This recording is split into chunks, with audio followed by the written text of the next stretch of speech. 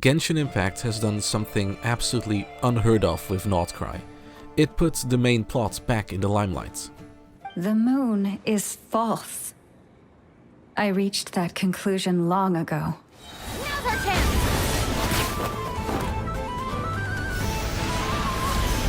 And, being the refined young lady that I am, I shall indulge you just this once. Ad Astra Abasask. Welcome to Nod-Krai, Dominion of the Fatui. But did it work? Or was this throw into the deep end too fast? As expected from Genshin Impact, Nod-Krai looks absolutely gorgeous. I don't need to tell you that Genshin knows how to sculpt a region. The semi-steampunk and cold vibes of Nasha Town and Paha Isle and the almost ethereal beauty of Hishi Island are a feast to the eyes.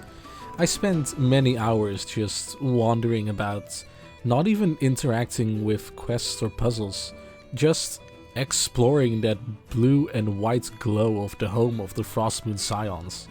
But what I want to bring attention to is the relationship between the people and nature in Nod-Krai, as it was one of the things that stood out to me. We just got done exploring Natlan and witnessing a people in tune with nature. The buildings were mostly made from wood and other natural materials, and the animals worked alongside the people to battle the abyss. Meanwhile, the landscape of Nod-Krai is more often than not covered in rusty metal plates or domes that look like giant robot heads, and even the town of Nasha Town has barely any greenery to speak of. The people seem to believe in the power of industry, which is probably most clear by the giant cannon in Nasha Town defending it against the abyss. This is also seen in the companions that the people have. Instead of relying on animals like the people of Natlan, there's robots everywhere, from the cleaning bots the Fatui use to the adorable little prospector robots with their bunny ears and funny expressions. Aino's workshop on Lempo Isle is probably the biggest example of this. Its surrounding nature is stunning with all the water and greenery, but it's basically obstructed by the huge towering, tower, constantly dropping off scrap metal to be reused for whatever the people of Nod-Krai need. But there is of course the one major exception, the Frostmoon Scions and their home on Hishi Island. The Frostmoon Scions, especially Lauma herself, are very in tune with nature and the native animals of Nod-Krai, which is a stark contrast with the other peoples and is probably one of the reasons why they're thought of as weirdos, aside from their belief system. Hishi Island almost feels like it doesn't belong with the rest of Nod-Krai. It has a very different color palette with its ethereal glow and icy aesthetic. Every walk or quest there feels more like it's a unique domain and not a part of the islands of Nod-Krai. Where the Frostmoon Scions embrace nature, the rest of Nod-Krai seem to reject it in favor of man-made machinery and science in a less refined way than Fontaine or other more technological parts of Tevat. Gameplay-wise, Nod-Krai has quite a few fun and unique mechanics centered around the usage of Kuvaki, such as using that power for exploration by turning into Kuhenki and being able to fly and dash around, or by using the magnetic type powers of Kuvaki to push and pull objects to solve fun puzzles. I will say it took me some time to get used to Kuvaki and especially the empowering state, especially with things like knowing when you are getting empowered and when not, but overall I love these new mechanics as they're once again something unique that sets Nod-Krai apart from all the other regions in Tevat. It's kinda closer to all the electrical stuff that we had in Inazuma in terms of complexity, but at least the puzzles are a bit less forgiving than those are.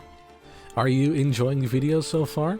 Well, then don't forget to leave a like and comment and subscribe if you haven't yet to support my journey. Now back to the video as we look into the main Archon quest of Genshin Impact's new region, Light spoilers ahead, so be sure to skip to this time code to skip to the conclusion. Now, first and foremost, I won't go through the entire story beat by beat, as I feel like the first 2 acts of Song of the Welkin Moon need to be experienced firsthand, but I will cover the most important things and my thoughts on them.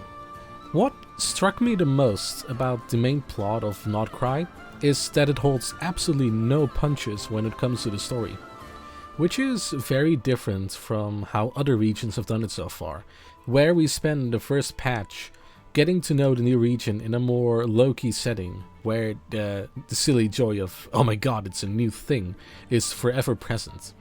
Nod-Krai flips this on its head by throwing us headfirst into Genshin Impact's main story within the first 5 minutes, with the reveal that Lumine and Aether landed in Nod-Krai when they came to Teyvat. Learning the truth about it immediately serves as our main goal, which kinda comes in handy as there's no real Archon to meet, which was our goal in every previous region. Of course, there's still time and opportunity within the main story to meet the different factions and new characters like we're used to, with the Frostmoon Scions playing the biggest role due to their conflict with the Fatui, their worship of the goddess of the new moon, and their backstory, which involves the war with the Descenders. This way, the plot always revolves back around to Lumine and Aether, due to their role in Teyvat and thus furthering their story first and foremost. The other main element introduced immediately are the Wild Hunt, Nod-Krai's special flavor of Abyss shenanigans, similar to how Natlan's plot also centered on the Abyss, which the people are in constant struggle with. Because of the siblings' deep connection to both the Abyss and Conria, it was no surprise that these 2 storylines ended up converging into one quite fast. But the way it did was wholly unexpected in a good way, even starting from the first arc. Firstly, we meet Columbina, the actual moon goddess and Fatui harbinger, very fast in the story during a casual nightly stroll, and she continues to play an important role from then on. This story bombshell is very quickly, almost immediately followed by a meeting with our sibling, just like that. Like, normally it takes an entire storyline and like at least 3 patches for us to finally see our sibling, but here it just happens. And we aid them in their quest to steal the Frostmoon Scion's holy relic, which is kinda dubious, as we kinda break Lauma's trust in us. But the adventure with our sibling was very fun, engaging, and almost sort of nostalgic. Like, we understand the feeling our character goes through when they finally have another adventure with their long-lost sibling. Now, after some misty shenanigans, we lose track of our sibling and also help the Frostmoon Scions, with the help of Nefer, reluctantly, and Yehoda, also reluctantly, get their relic back from the Fatui, which is a pretty run-of-the-mill heist mission, but is surrounded by some good lore drops and implications. Like, Lauma reveals that she is fully aware that the skies in Teyvat are completely fake. The religion of the Frostmoon Scions has been skewed to the wrong entity for a while now, as the Frostmoon is beyond the fake sky, and also wants to reveal this to her followers. Furthermore, we learn that the sibling we encountered was actually a fake, conjured up by the Wild Hunt in order to steal the relic. Learning the truth behind this false sibling then becomes our main goal for Act 2. Now, Act 2 of the story only dials up the main plot syndrome by 11, where after some investigating involving getting people drunk with Nefer, Columbina tells us that the Wild Hunt is led by the Rager of Solnari, which is one of the 5 sinners of Conria. This gives us a real targeted foe to focus on for this storyline, which hasn't happened for a good while in Genshin, as our enemy is usually a vague entity or an institution. But our foe, being from Conria, also ups the ante when it comes to how powerful they are. This isn't just a normal abyssal enemy, but one who is essentially too powerful for us to fight, which is also shown in the story, where due to the Rager's ability to shapeshift, he sows distrust amongst the people in Nod-Krai, framing Flint's for a murder and wanting to stop our party's plan into stopping him. It is revealed that the Raker wants to use the Kuvaki from Aino's cannon in Nasha Town to restore himself, and hopes the chaos in town stops our friends from stopping the cannon from firing, which works, as he is restored to a lesser form of his past self and gets into a fight with us. Flint's and later Sandrome and her absolute unit of a robot, Polonia, help us out. Sorry, I am very sorry, but you have to see this man. The absolute stance on him, and God, just watch. The unknown is but a fog to be dispersed. Knowledge is the true pillar of the world.